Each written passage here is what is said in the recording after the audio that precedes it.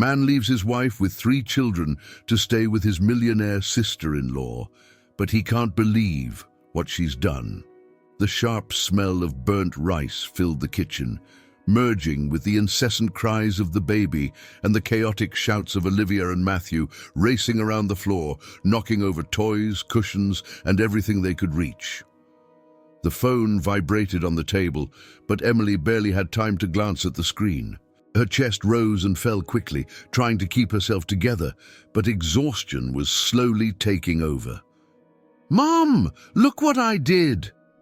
Olivia proudly showed a colorful scribble while Matthew jumped on the couch, tossing the cushions everywhere. "Quiet, for God's sake!" Emily exclaimed, desperately trying to save the rice before it caught fire. But Alexander, the 1-year-old, cried non-stop, his tiny arms flailing in distress. She scooped him into her arms, trying to calm him, but her mind was a mess.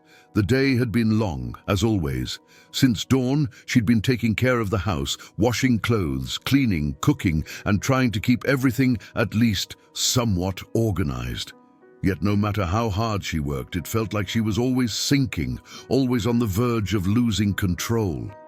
Then the door to the living room opened.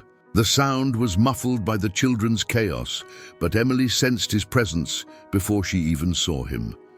The cold night air rushed in, and there, standing in the doorway, was James. He was impeccably dressed in a suit, not a wrinkle in sight. The expensive cologne he wore clashed violently with the smells of food and dirty diapers, creating a jarring contrast between their realities. Emily smiled, as she did every night, hoping that smile would bring some lightness to the atmosphere. "You're home early today," she said. The response never came. James remained motionless, his eyes scanning the scene before him with a cold, distant gaze. There was no urgency in his expression, no impatience, just something strange, an unease Emily couldn't decipher. Her heart raced. "James, what's wrong? Did something happen at work?" He took a deep breath, turning his gaze away before speaking. "We need to talk."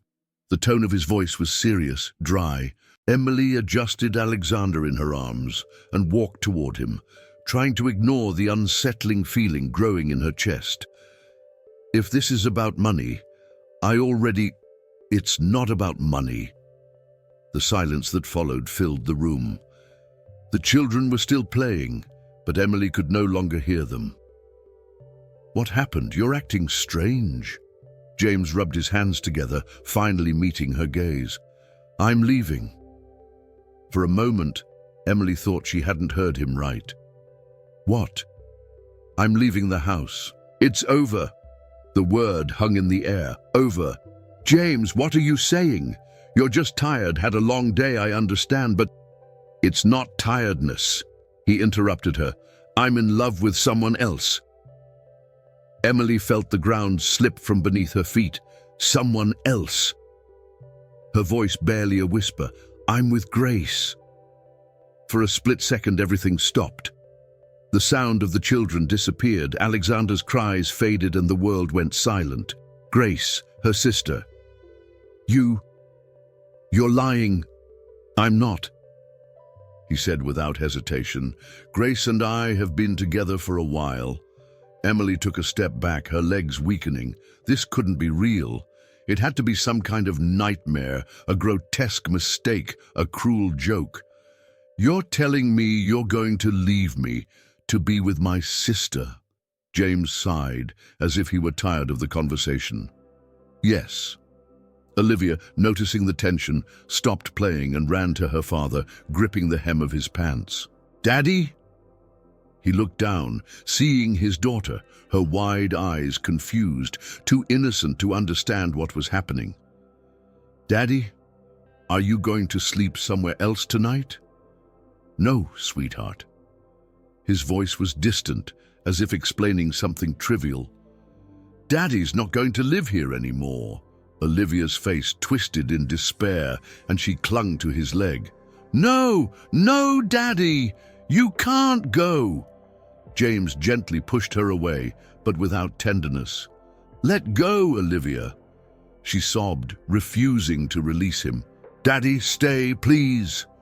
Emily watched the scene in shock, her heart breaking, but James didn't even hesitate. "I have to go," Olivia cried. Matthew stood frozen in confusion, Alexander still sniffling in her arms. "James!" Emily tried to speak, but her voice failed her. "You can't do this. They're your children." Then he spoke the cruelest words of the night. "Grace doesn't want me to keep in touch with them." Emily's eyes widened. "What?" "She wants to start fresh, no ties to the past." Emily felt bile rise in her throat. "You're telling me you're going to abandon your children?" He avoided her gaze. "I want a new life." He grabbed the suitcase by the door, already packed. Emily hadn't even noticed it until then. He had prepared to leave long before he'd even given her the news. "So that's it?" she asked, unable to hold back her tears. "You walk in, destroy our family, and just leave?" He didn't respond. He simply opened the door. "Good luck, Emily," and walked out. The door closed behind him. For a long moment, Emily stood still, staring at the cold wood of the door that now separated her from the man with whom she had built a family. The father of her children. The husband who, without hesitation, chose another woman. Her chest rose and fell erratically, as if the air had become too thick to breathe. Olivia sobbed quietly in the corner of the room, curled up on the floor. Matthew simply watched her, not fully understanding what had happened, but sensing the gravity of the moment. Little Alexander, exhausted from crying, slept in his mother's arms, his breath still trembling. Emily gathered every last bit of strength within her and walked over to Olivia, kneeling down to pull her into a tight hug. "Mom, will Daddy come back tomorrow?" the girl asked, her voice muffled. The ache in Emily's chest deepened. "No, sweetheart," she whispered, feeling her own throat burn. Olivia buried her face in her mother's shoulder, and Emily closed her eyes for a moment, as if that could make the nightmare disappear. But nothing vanished. Nothing changed. She carried the children to their room, helping Olivia and Matthew settle into bed. Alexander, still asleep, was carefully placed in his crib. Emily felt a lump in her throat as she looked at the three of them, defenseless, not even comprehending the impact of what had just happened. After making sure they were covered, she turned off the lights and left the room. When she returned to the living room, it felt like stepping into another world. Everything seemed larger, emptier, as if James's absence had drained the warmth from the house. His suitcase was no longer in the corner. The shoes that usually sat by the door were gone too. His scent still lingered in the air, mixed with the smell of food no one would eat. Emily walked over to the table and sat down. Her hands rested on the cold wood, her eyes fixated on some random point. Her mind was numb, trying to process the double betrayal she had suffered. It wasn't enough that James left. He left with Grace. Grace. The memory of her sister brought a wave of memories crashing over her. Since they were little, Grace had always been ahead of her. The prettiest, the most popular, the most intelligent. When Emily got a good grade, Grace got an even better one. When Emily made a new friend, Grace quickly became the center of attention. When they started working, Grace quickly climbed the career ladder, while Emily focused on her family. She never wanted to compete. She had always accepted that things were like that her sister shone brighter, and that was okay. But now everything was different. Grace didn't just want to be more successful. She needed to take everything Emily had. Emily closed her eyes for a moment, feeling her chest tighten. She couldn't keep drowning in this pain. She needed to react. Slowly, she stood up and walked to a cupboard in the kitchen. She rummaged through the stored items until she found an old notebook, its cover worn by time. She opened the yellowed pages and ran her fingers over the scribbles. They were her recipes, small creations, notes she had made over the years in stolen moments between changing diapers and stirring a pot on the stove. Cooking had always been her passion, but it had never gone beyond that. A dream put to sleep between the responsibilities of being a mother and wife. But now she wasn't a wife anymore. Maybe it was time to wake that dream. The next morning, after a restless night and a hasty cup of coffee, Emily walked through the neighborhood streets, feeling the cold wind hit her face. Her destination was the bakery on the corner, a small shop frequented by local residents. When she entered, she found the owner, Mr. Michael, a kind man who had known her for years. He was behind the counter, arranging trays of freshly baked bread. "Emily," he smiled when he saw her. "How are you?" She hesitated for a second before answering. "I need a job." The man raised his eyebrows, surprised. "A job? But what about James?" Emily swallowed hard. "He's gone." Michael didn't ask further questions. He just looked at her for a moment, as if he could see the invisible wounds the betrayal had left. "We need someone to prepare homemade meals," he finally said. "Nothing big, just simple dishes for the customers who come for lunch. The pay's not great, but I'll take it." The answer came without hesitation. Michael smiled and pointed to the back of the bakery. "The kitchen's yours." Emily walked toward it, feeling her heart beat faster. It wasn't much, it was just a start, but it was hers. By late morning, the smell of the dishes Emily had prepared spread through the bakery. Customers started arriving, drawn by the irresistible scent. Michael served the first plates, and soon after, the satisfied murmurs of the customers filled the air. "Who made this?" a man asked, surprised. Michael pointed to Emily, who was watching everything from afar, her hands still covered in flour. "The new cook." The customer's eyes widened. "This is amazing!" Emily felt a wave of emotion take over her. For the first time since the previous night, a different kind of warmth filled her chest. It wasn't sadness, it wasn't desperation, it was hope.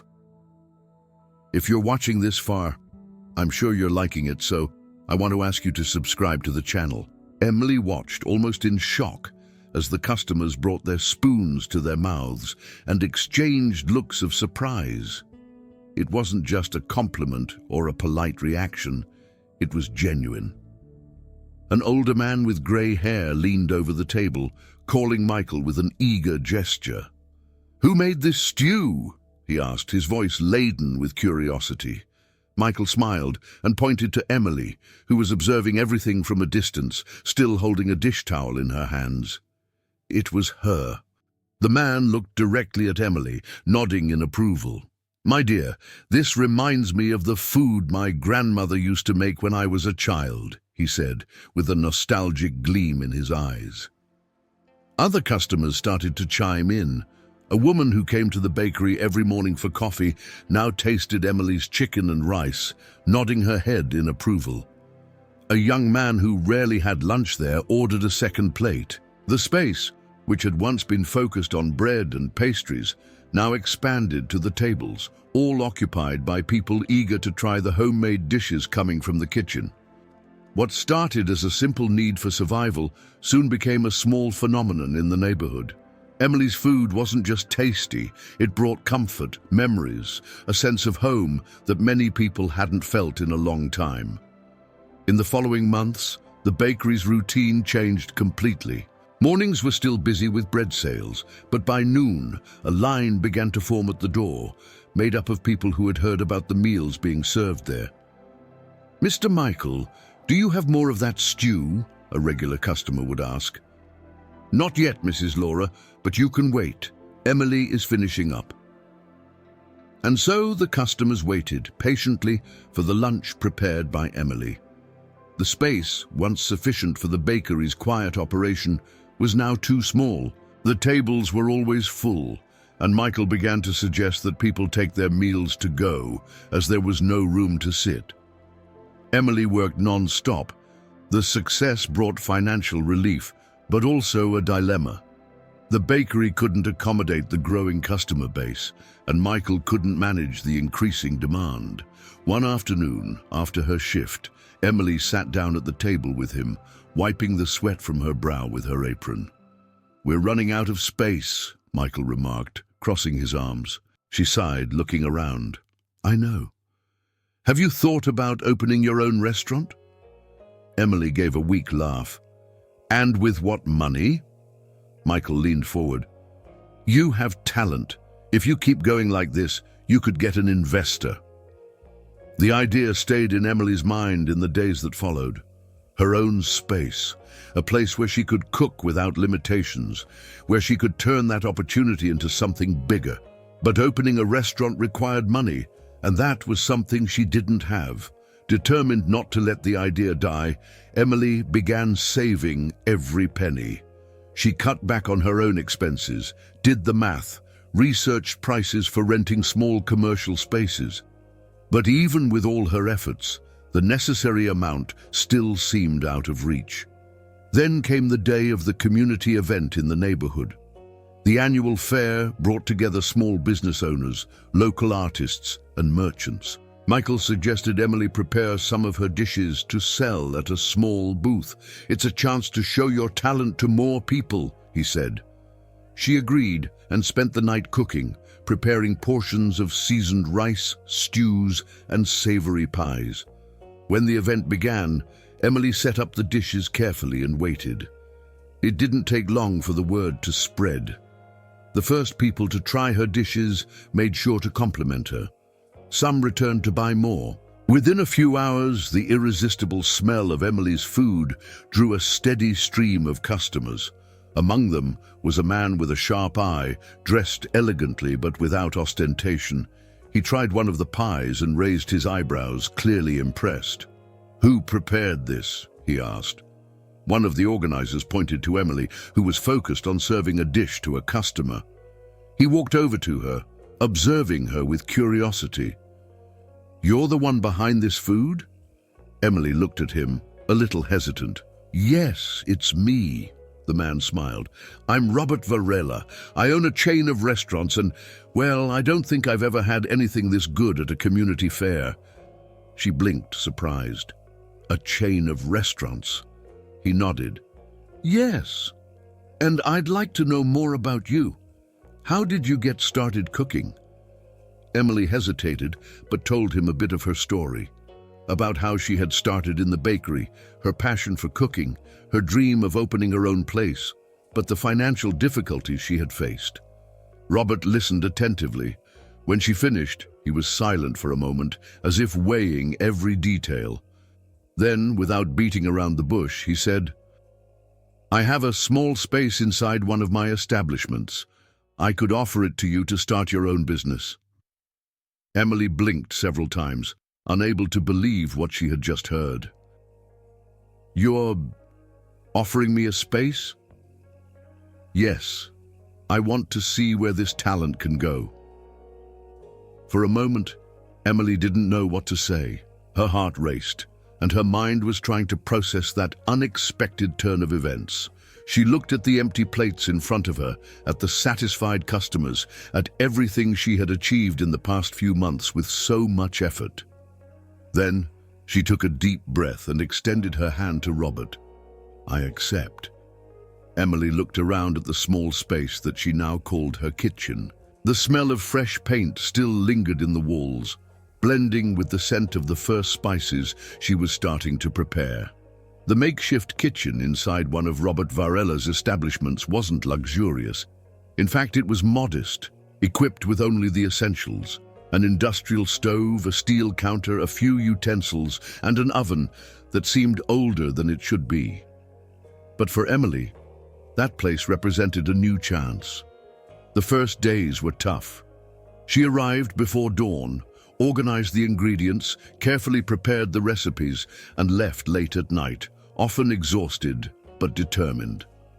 The space was small, and Emily did everything on her own. She cooked, cleaned, organized the orders, and when needed, helped with serving. There was no glamour, only hard work and an unshakable will to grow. The clientele started slow. A few customers from Robert's restaurant tried the dishes and complimented her, but nothing more. Emily knew she needed time.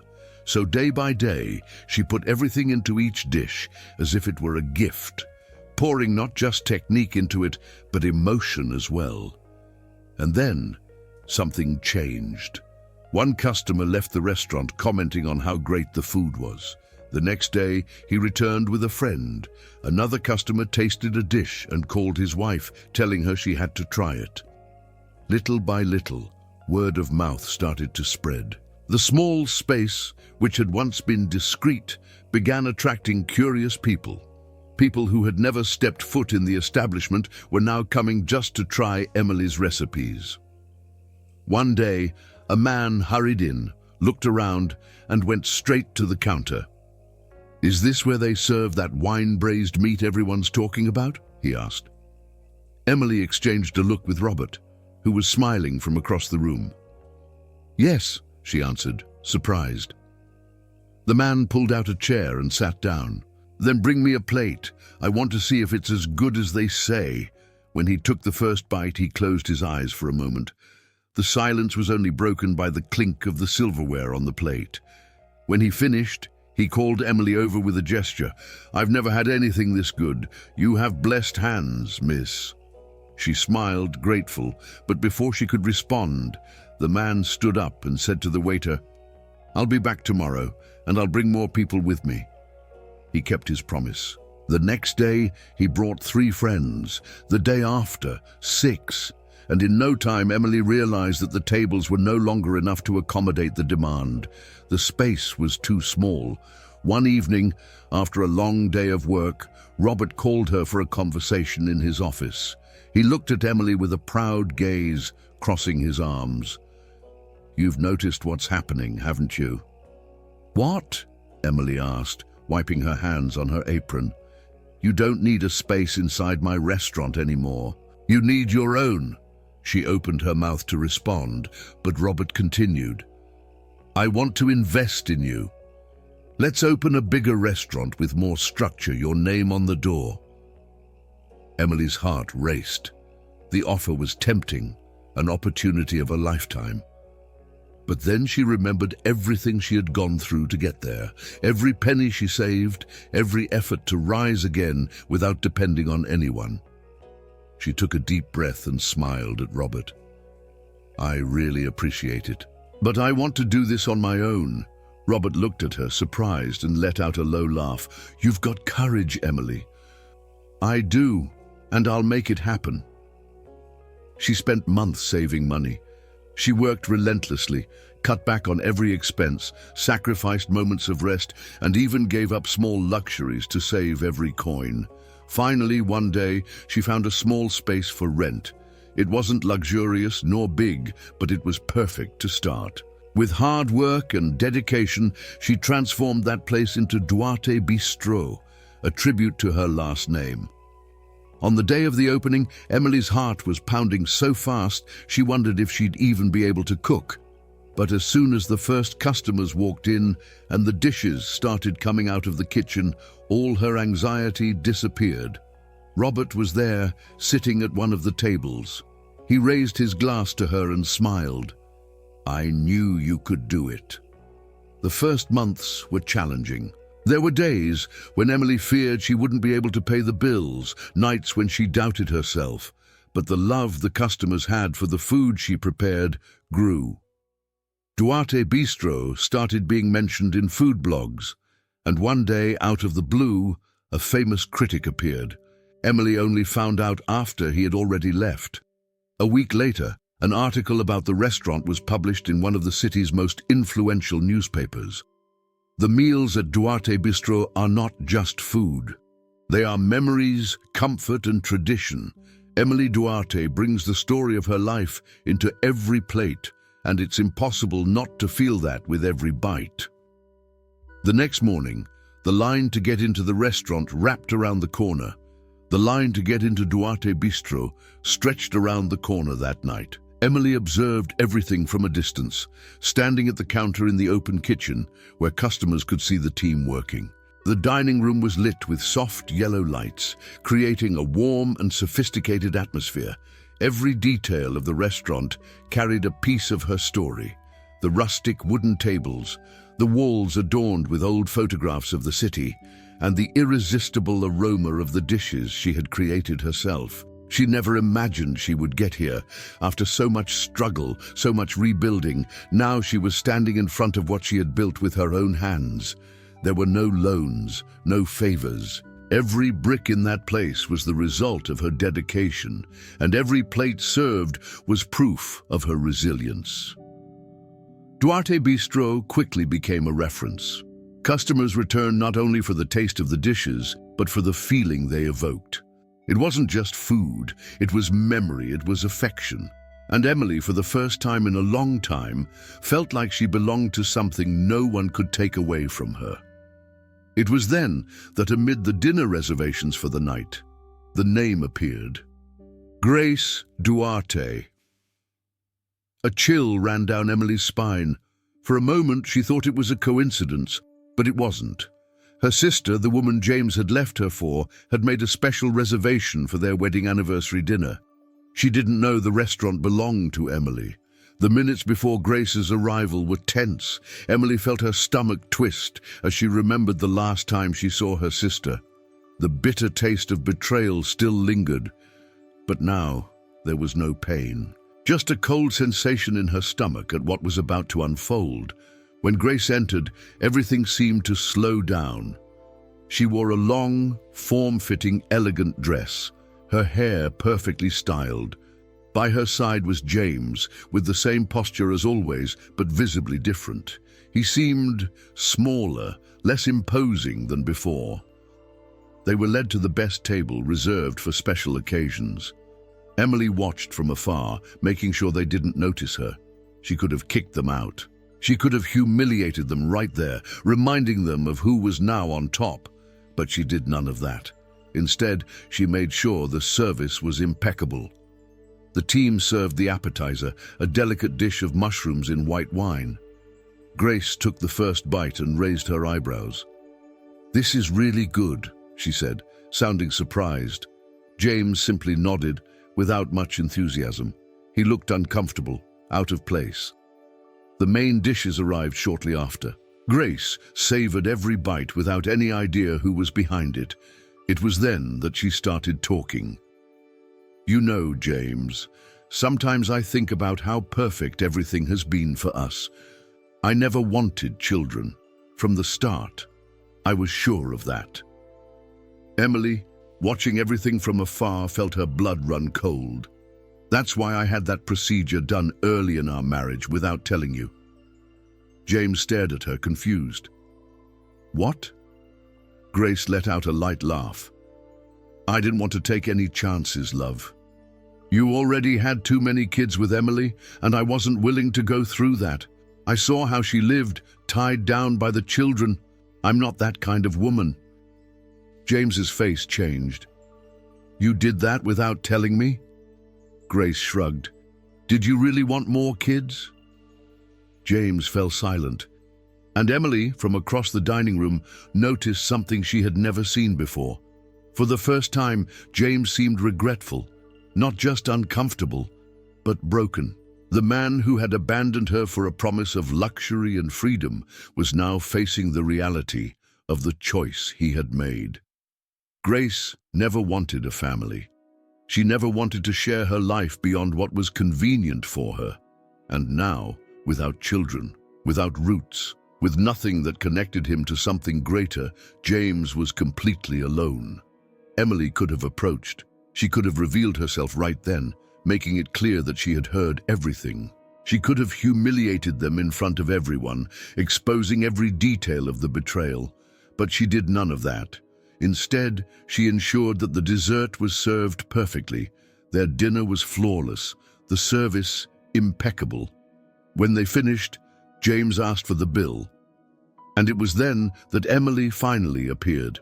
She walked over to the table with a firm posture, her eyes fixed on Grace, who took a few seconds to recognize her. When she realized who was standing in front of her, the color drained from her face. "Emily." James froze. She didn't say a word. She simply placed the bill on the table and smiled. "I hope you enjoyed your meal." Grace swallowed hard. James looked away, and Emily, without needing to say another word, turned her back and returned to the kitchen. Her real triumph wasn't in vengeance. It was there, in that crowded dining room, in the admiration of the customers, in the life she had rebuilt without having to destroy anyone. The flashes of cameras illuminated the dining room, capturing every detail of the night. The aroma of finely crafted dishes filled the air, blending with the buzz of the guests crowding the international gastronomic event. Emily was there, surrounded by some of the most renowned chefs in the world, wearing an elegant white uniform with her name embroidered in gold. The invitation to that festival was the confirmation that her talent had crossed borders. Duarte Bistro was already a respected name in the culinary world, but being selected for such a prestigious event was a milestone. It was proof that her work was not just recognized, but admired. She smiled as journalists and critics approached, eager to try her special creation for the night, a dish inspired by the food she had prepared for her children during the hardest moments of her life. A sophisticated stew, but that still held the comforting taste of a mother's home. For Emily, it wasn't just a recipe, it was her journey served on a plate. As she conversed with other chefs, she felt an unexpected shiver run down her spine. She couldn't explain it at first, but something made her turn, and then, among the guests, she saw him. James. For a moment, time seemed to slow down. The man who once exuded confidence, always impeccably dressed, now looked like a shadow of who he once was. His hair was thinner, his face bore deep marks, and his clothes, though still elegant, couldn't hide the defeated expression. He looked at her as though he were seeing a ghost, as if he couldn't believe his eyes. Emily didn't move. She remained calm, observing him without any apparent emotion. James hesitated, but then began to walk toward her. He passed by the waiters, avoided the guests, and stopped right in front of her, unable to hide the shock. "Emily?" She raised an eyebrow. "James." Hearing her say his name made him tremble. He looked away for a moment before looking back at her. I didn't know you'd be here." Emily crossed her arms, maintaining a composed expression.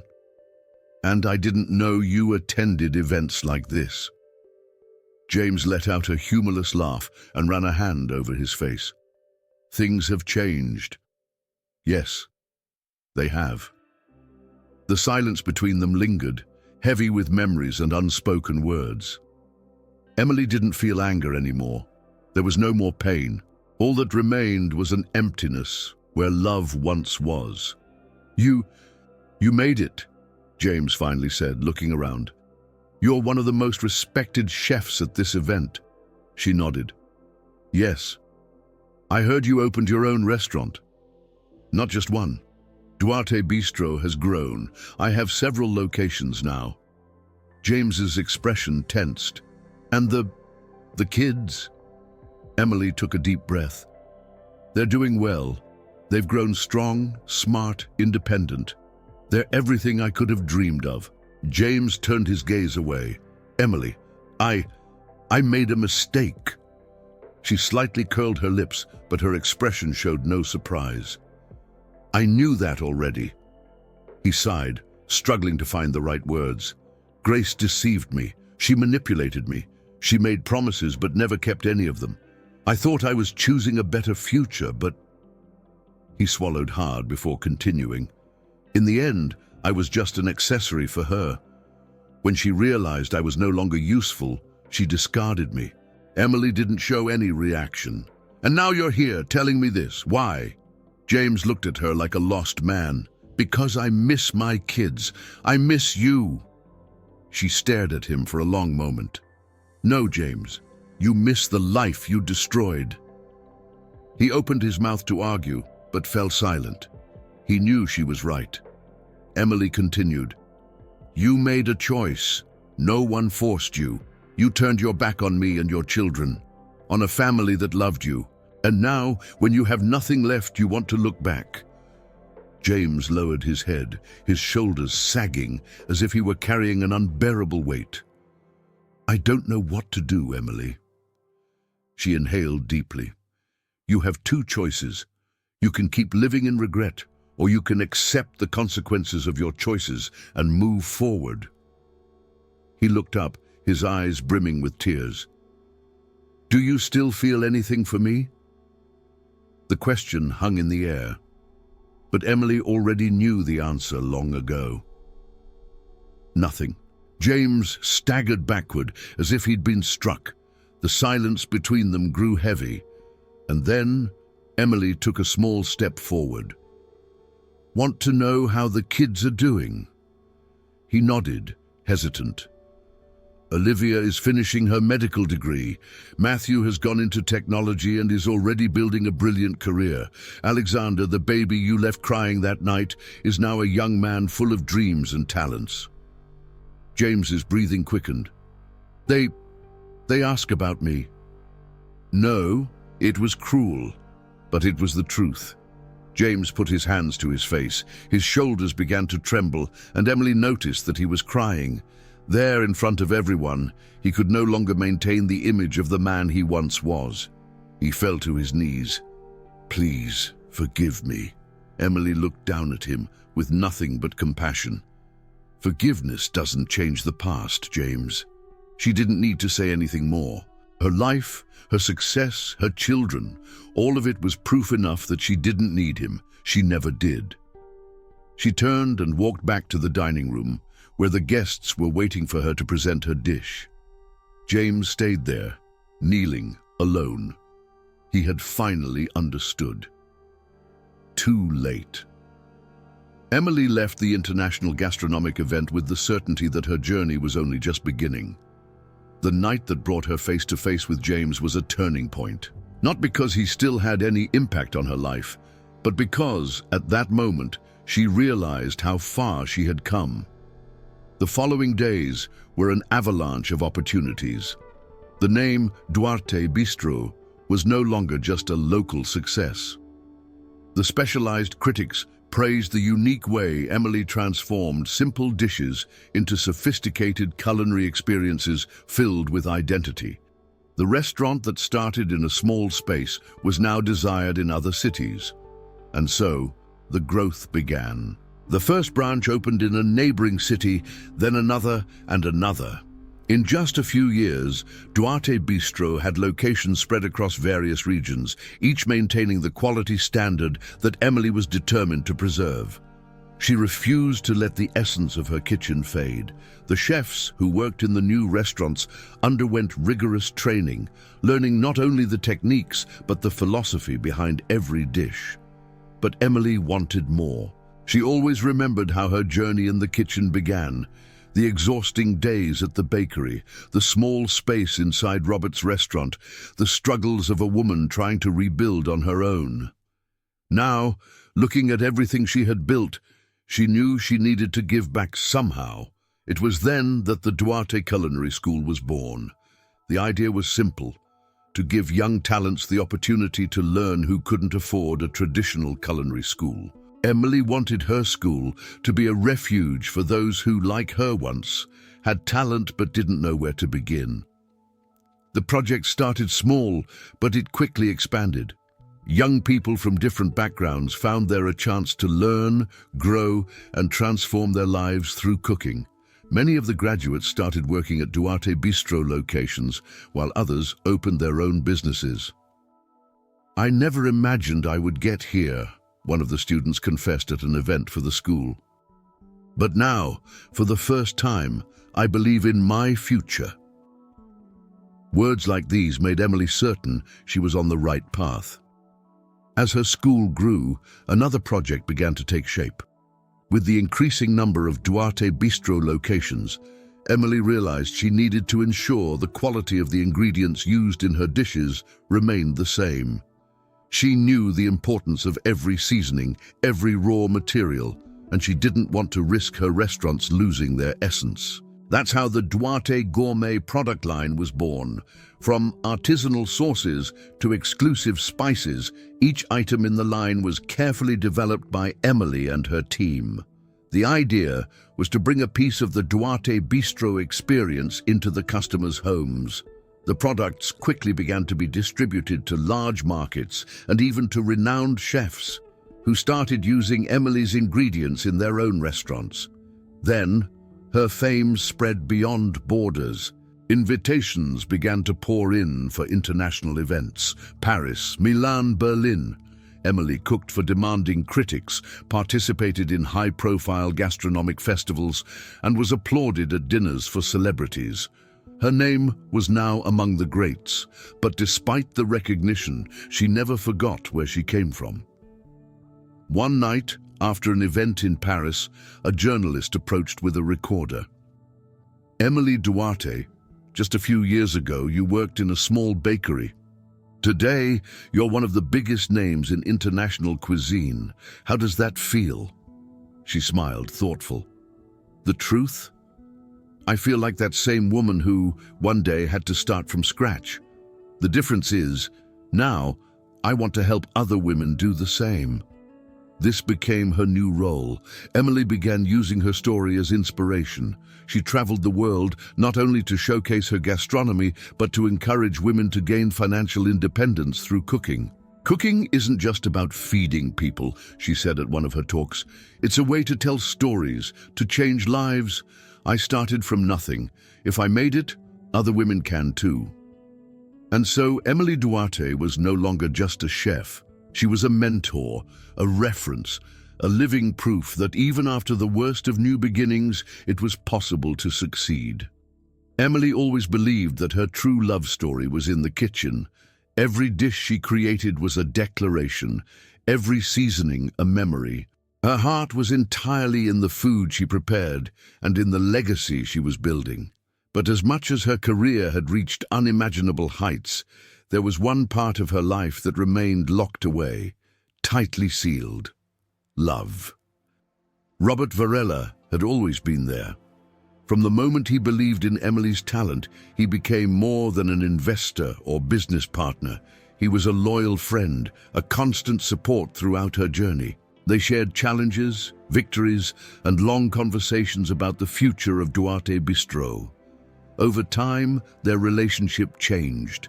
Business conversations began to stretch into relaxed dinners, phone calls that weren't just about work.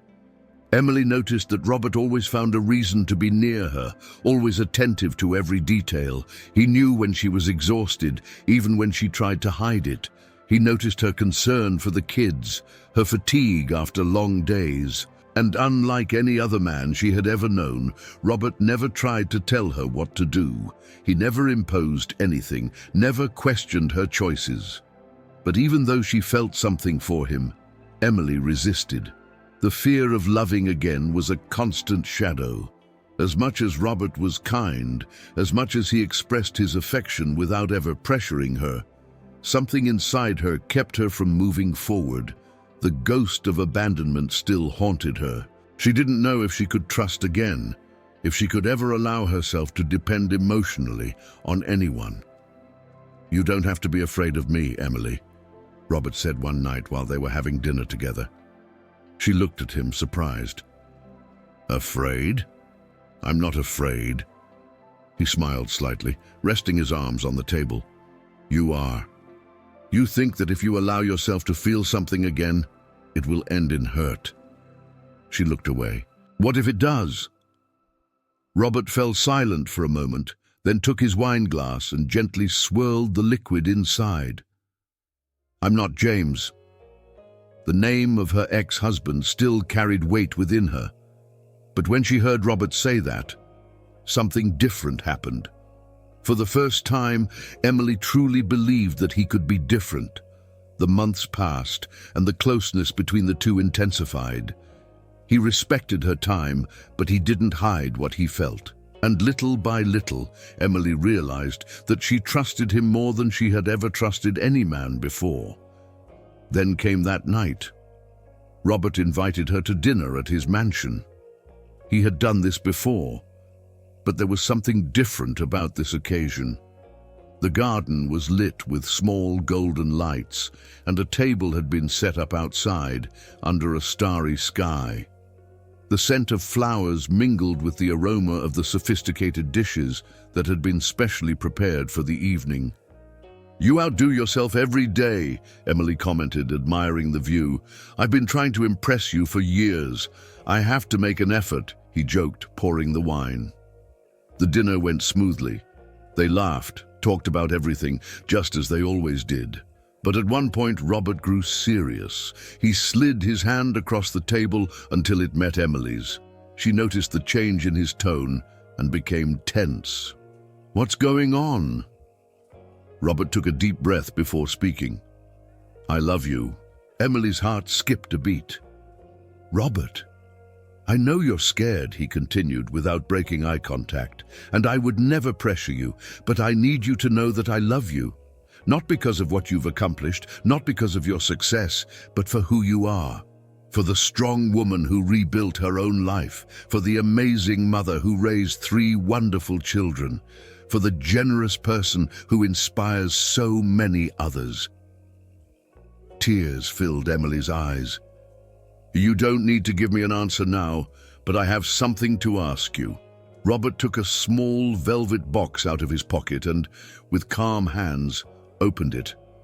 Emily felt her breath catch in her throat.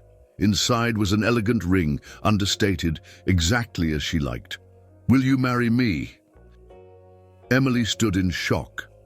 For years, she had run from the idea of marrying again, of giving her heart to someone else. But in that moment, looking at Robert, she realized that fear no longer had a hold on her. Tears streamed down her face. "Robert." Her voice faltered. He gently held her hand.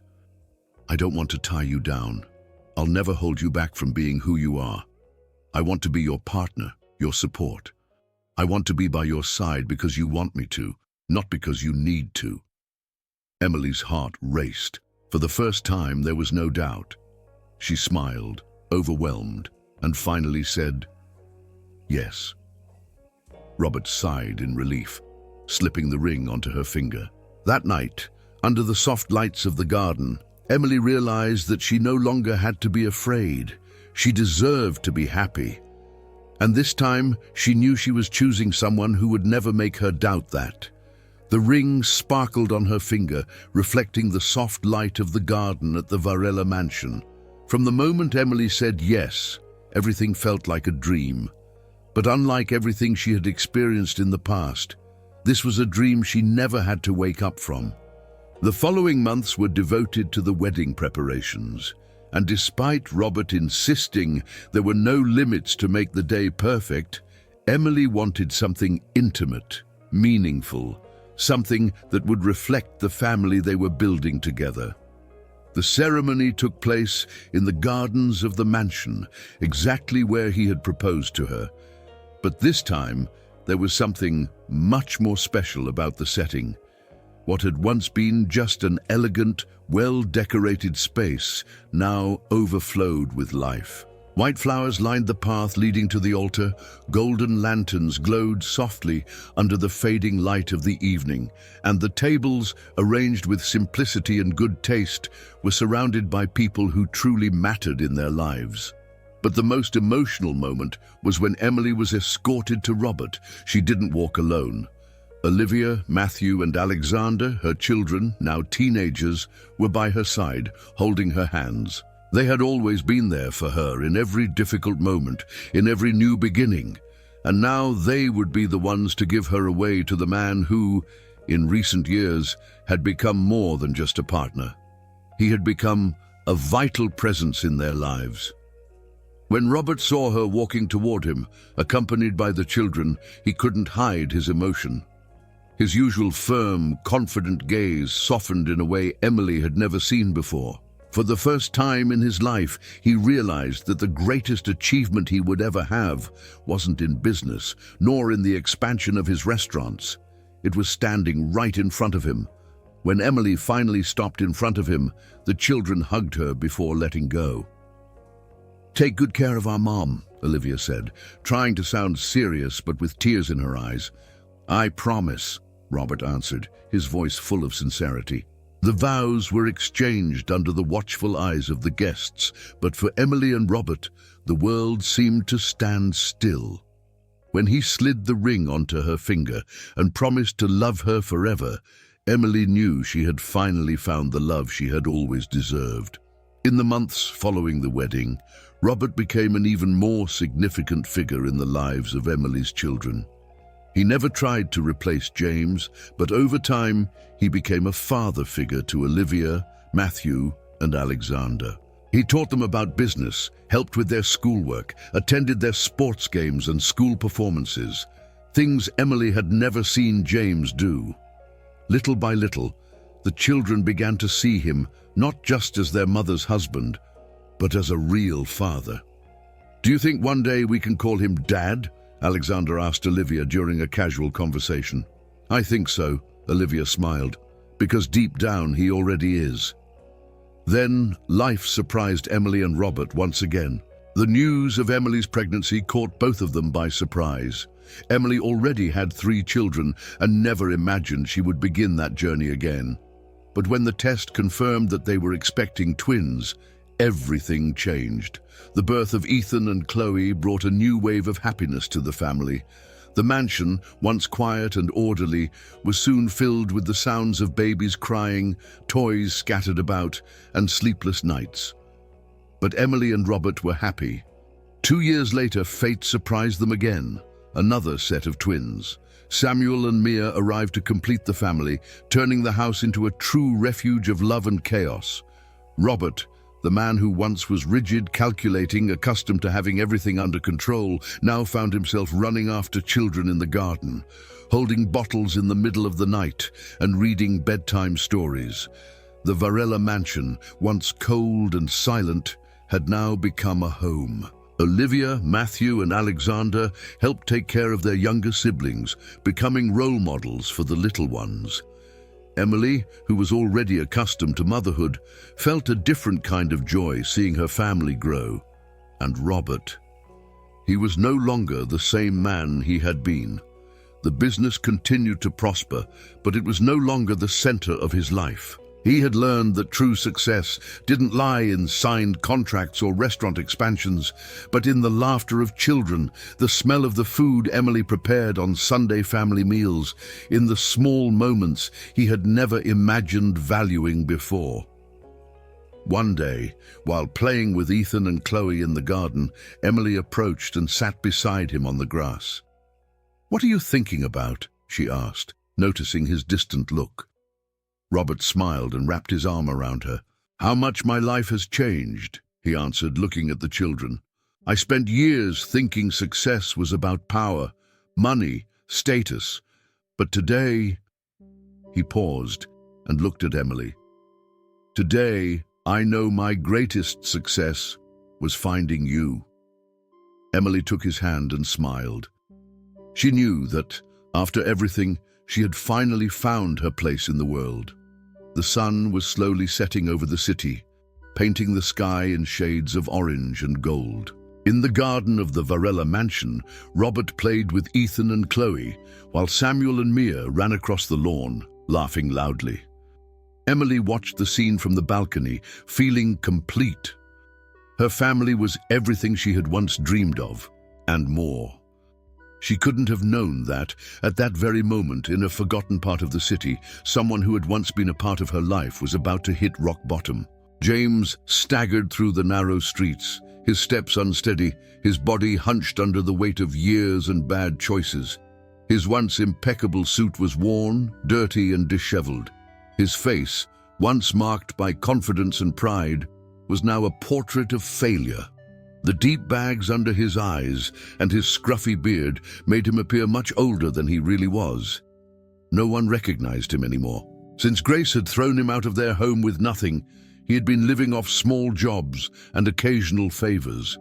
In the beginning, he still tried to keep his head above water, but without money or connections, he quickly lost everything.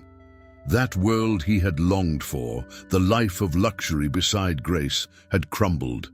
Now he was just a forgotten man, abandoned by his own ambition. His knees gave out and he collapsed on the cold sidewalk, his breathing irregular. Sweat poured down his forehead as his body began to fail him. He felt weak, as if life was slowly draining away. People passed by without even glancing at him. No one cared. Until someone called an ambulance, he was rushed to the hospital, where his condition turned out to be critical. His weakened body wouldn't survive without a plasma transfusion, and time was running out. In the surgical center, Olivia Jasmine Duarte adjusted her gloves, ready for another intense shift. After years of study and dedication, she had become a respected surgeon, known for her precision and empathy. She had always known she wanted to save lives, perhaps because, somewhere inside her, she wanted to heal wounds that no one could see. It was then that one of the nurses approached, holding a clipboard. "Dr. Duarte, we have a patient in critical condition. They found him unconscious on the street. We need a plasma transfusion, but he has a rare blood type." Olivia looked at the papers and felt a chill rise through her spine when she saw the name of the patient, James Ramirez. For a moment, her mind went blank. The nurse continued, "We're checking compatibility, but so far we haven't found a donor available." Olivia took a deep breath. The name on the page seemed to belong to a stranger, not the man who had once been her father. He had abandoned them, never looked for his children, never cared to know how they were. Now he was here, needing her. The dilemma lasted only a few seconds. "Do the tests with me. If I'm compatible, I'll donate." The nurses exchanged glances, surprised. "Are you sure, doctor?" Olivia nodded. The tests confirmed. She was the only match for James. The procedure was quickly performed, and in the following hours, James began to respond to the treatment. The doctors said he could wake up at any moment. Olivia stayed in the room, standing on the other side, watching the man who had once called himself her father. Time had been cruel to him. He didn't look anything like the James she remembered from her childhood. After a few hours, he moved. Olivia crossed her arms and waited. James slowly opened his eyes, blinking against the dim light in the room. For a few seconds, he seemed lost, not knowing where he was. When he finally turned his head and saw Olivia, his whole body stiffened. "You?" His voice was weak, almost a whisper. Olivia kept her expression neutral. "Yes, it's me." He blinked several times as though not believing what he saw. "What are you doing here?" "I saved your life." Her answer hit James like a punch. The silence between them was suffocating. James swallowed hard, his mind trying to process the situation. "I didn't know you were a doctor." Olivia gave him a half smile, a touch of irony in her expression. "Of course you didn't. You never bothered to know anything about us." James closed his eyes for a moment, feeling the weight of the truth. When he opened them again, tears were streaming down his face. "I ruined everything, didn't I?" Olivia remained still. "Yes." He covered his face with his hands, his body trembling with silent sobs. "I was such an arrogant man. I thought I was making the best choice. I thought I would be happy." Olivia said nothing. James finally lifted his gaze, his voice choked. "And you? Your siblings, how are they?" Olivia Jasmine Duarte, respected surgeon. Matthew Ramirez Duarte, a tech entrepreneur with his own startup. Alexander Ramirez Duarte, an award-winning architect. None of us needed you. James shuddered at the words. "So you hate us?" Olivia sighed. "No, we moved on. We don't miss you because we had our mother. She never let us fall. She never abandoned us." He let his head fall back onto the pillow, his eyes fixed on the ceiling. "And Emily?" Olivia crossed her arms, stronger than ever, happier than ever. James closed his eyes, allowing the tears to fall freely. He had nothing left. And now he knew it was too late to try to fix anything. The only thing left for him was regret. James remained silent in the hospital bed, his gaze fixed on the white, lifeless ceiling. After years of wrong choices, all that was left for him was that cold room and the memory of the moment when Olivia told him that they didn't miss him. He couldn't blame them. He had made his choice. And now, with nothing left, he didn't even expect a second chance. However, the days passed, and he slowly began to recover. His body was still weak, but his mind, that was completely devastated. Every time he closed his eyes, flashes from the past played in his mind. Emily holding a small Olivia in her arms, Matthew playing in the yard, Alexander still a baby, crying as he left home without looking back. Guilt consumed him. When he was finally discharged, he didn't expect anyone. He imagined he would leave alone, maybe to some shelter or cheap boarding house where he would spend his days in the solitude he had built for himself. But as he walked out of the hospital door, he stopped abruptly. Olivia, Matthew, and Alexander were there, waiting for him. James blinked, thinking he was hallucinating. His heart raced, and a part of him wanted to believe that it was all a dream. But it wasn't. They were there, standing, looking at him with serious expressions, but without anger. For a long moment, no one spoke. "What are you doing here?" His voice was weak, almost a whisper. Olivia was the first to speak. "We came to pick you up." Those words hit him like a shockwave. Matthew crossed his arms. "You don't have anywhere to go, right?" James lowered his head, ashamed. "No." Alexander, who had always been the quietest of the three, stepped forward. "Then, come with us." James looked up, surprised. "Why, after everything I've done?" Olivia took a deep breath. "Because despite everything, you're still our father." Matthew added, "And because our mother taught us that being strong doesn't mean carrying hatred." Their words shattered something inside him.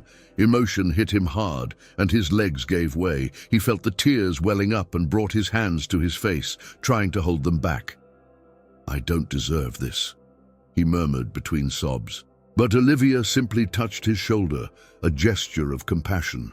"It's not up to us to decide what you deserve, but it is up to us to choose what kind of people we want to be." Still not believing what was happening, James allowed himself to be guided by his children to a car parked near the hospital. Throughout the journey, he remained silent, feeling a mix of relief and pain. Only when they arrived at their destination did he understand what was going on. It was a simple house, but beautiful, with a small garden in front. James looked at his children, confused. "Whose house is this?" Matthew answered, pulling the keys from his pocket. "Ours." James furrowed his brow. "What do you mean?" Olivia crossed her arms. "Years ago, our mother bought this house and put it in our name. She always wanted to make sure we had a safe place in case we ever needed it." Alexander looked at him seriously. "Now, we're offering it to you." James shook his head, stunned. "This doesn't make sense. I thought you hated me." Matthew sighed. "We had every reason to, but we decided to move on." James felt the ground fall beneath him. "Why?" It was Alexander who answered with an unsettling calmness. "Because we forgave you a long time ago. Now, you need to forgive yourself." The words hit James like a punch in the chest. He had spent years trapped in regret, waiting to be condemned for his own abandonment. But here his children were, offering him not just a roof over his head, but a chance to close that painful chapter. Tears streamed down his face once more. "I'm so sorry." His voice trembled. "Please forgive me." Olivia nodded. "We already have. But now, what you do with this is up to you." James looked at the three of them. They were there, grown, independent, happy. Nothing he had done had destroyed them. On the contrary, they had become strong, successful, and whole. And then the final blow. "There's something you need to know," Matthew said. "We had a father figure. James fell silent, waiting. Robert. His chest tightened. He was a father to you. Alexander nodded. More than you ever were. James stood still, his heart heavy. For years, he had believed that one day he could recover what he lost. But now he understood the truth. He didn't just lose his family. He lost the right to be called a father. And that, perhaps, was his greatest punishment. James stood in front of the house his children had offered him, feeling the overwhelming weight of the truth. He was no longer a part of that family. He had become an observer of what could have been his, but which he had chosen to abandon. With tears in his eyes, he watched as his children entered the house without looking back. On the other side of the city, Emily was living the pinnacle of her life. Duarte Bistro was no longer just a restaurant. It had become a gastronomic empire. The name Emily Duarte now echoed in the most exclusive circles of haute cuisine. Renowned chefs cited her as an inspiration. Critics fought for reservations at her restaurants, and her line of gourmet products was present in the most sophisticated kitchens worldwide. But for Emily, true success wasn't found in awards or international recognition. It was in each person she had helped along the way. At the Duarte Culinary School, young talents were given the chance to transform their lives through cooking. Many of them came from difficult backgrounds, and watching her students thrive was one of her greatest achievements. Moreover, there was her family.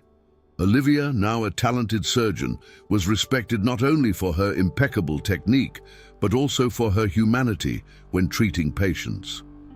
Matthew had become a successful tech entrepreneur, creating innovative solutions for the food industry. Alexander, always sensitive and creative, chose architecture and stood out in the market, designing modern, sustainable spaces. And the little ones, Ethan, Chloe, Samuel, and Mia, filled the Varela mansion with life and laughter. Emily watched them grow with a heart full of love, seeing in each of them the traits of the family she had built, alongside Robert. The man who once had been cold and calculating now found himself completely devoted to the life he had chosen. Robert no longer worried solely about financial balances or restaurant expansions. His greatest pleasure was coming home and being greeted by children running to him, Emily waiting with a smile, and the older kids sharing their achievements. The happiness they had built together was undeniable.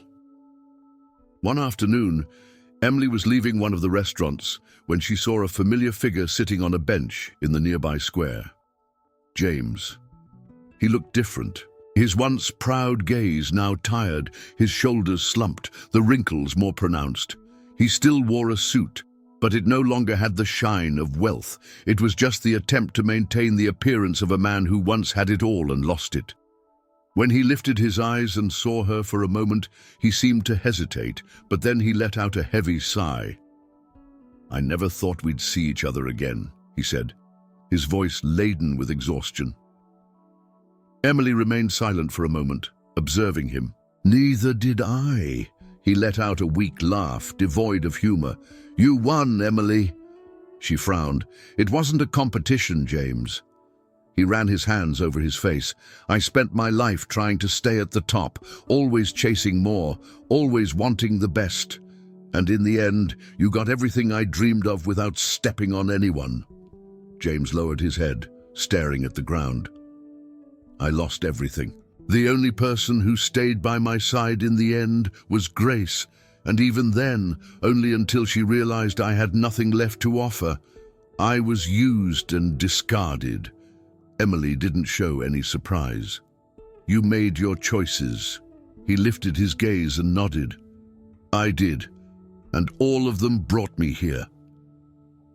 For a moment, he simply stared at her, as if trying to memorize every detail of the woman he had once disregarded. "And you?" he asked. "Are you happy?" Emily smiled. "More than I ever imagined I would be." "See," he sighed deeply, almost relieved. "Good." The silence between them stretched on. "Your kids are incredible," he continued. "They are so much better than I ever could have been." Emily nodded. They are. James smiled faintly, but his gaze was sad. I was never a father to them. I was never a husband to you, but if there's anything that comforts me, it's knowing that you all are doing well without me. Emily didn't respond. There was nothing to say. He stood up, adjusting his worn-out coat. I think it's time for me to go. She simply watched as he walked away, his silhouette blending into the crowd. And in that moment, she knew her story with James had finally come to an end. She hadn't just survived abandonment. She had been reborn, and she shone like never before.